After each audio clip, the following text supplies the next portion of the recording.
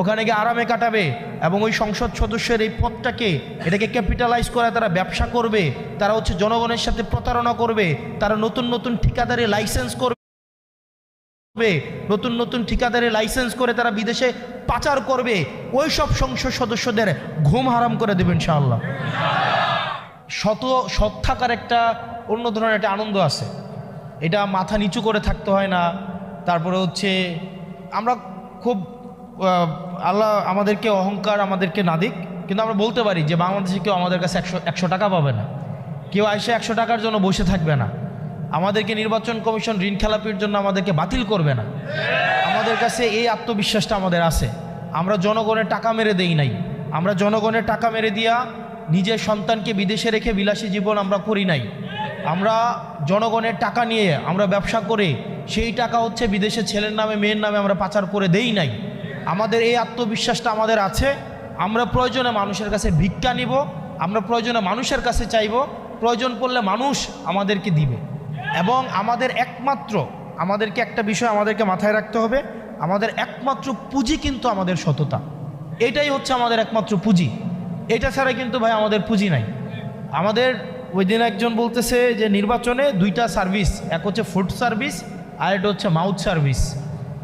Food service এবং mouth service, পাও চলতে হবে, মুখও চলতে হবে, তা এবং 2টার সমন্বয় ঘটলে মানুষের কাছাকাছি যাওয়া যায়।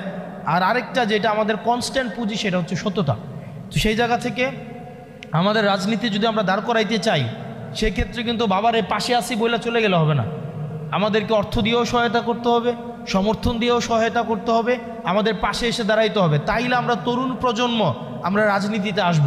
কিন্তু যদি ব্যাপারটা এমন হয় যে আমাদের নির্বাচন করতে হলে আমাদের ব্যবসায়ীদের কাছে যাইতে হচ্ছে, আমাদের আব্দুল আওয়াল মিন্টুদের মতো যারা আমাদেরকে বলে ব্লাডি সিটিজেন, যারা হাসিনার আমলে হচ্ছে গওহর রিজভী হচ্ছে যার ব্যয় 2001 সালে যার টাকা ছিল 5 কোটি টাকা, এখন আসে হয়েছে 595 কোটি টাকা, অর্থাৎ পুরো হাসিনার আমলে 101 গুণ সম্পদ বাড়ছে। যে সে যখন আমাদের মতো যারা খেটে খায়, যারা কামার কোমরের ছেলে, যারা হচ্ছে কলকারখানার যারা হচ্ছে শ্রমিকের ছেলে, যারা হচ্ছে রেমিটেন্স যোদ্ধা, তাদেরকে যারা বলে ব্লাডি সিটিজেন, আমরা তাদের কাছে কিন্তু তখন যাইতে হবে।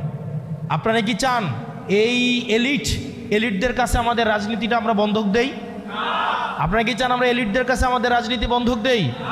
আমরা যদি এলিটদের রাজনীতিটা আমরা জনমানুষের রাজনীতি করতে চাই, যারা হাসিনার গওহর রিজভির সাথে যারা বেআই এর সম্পর্ক রাখে, যারা স্বরাষ্ট্র মন্ত্রণালয় শেখ রেহানার সাথে ব্যবসা করে, যারা আবার আইসা আমাদের সাথে এলিটিসিজম মারায়, তাদেরকে যদি আমরা প্রত্যাখ্যান করতে চাই, আপনারা আমাদেরকে পাশে দাঁড়াইতে হবে।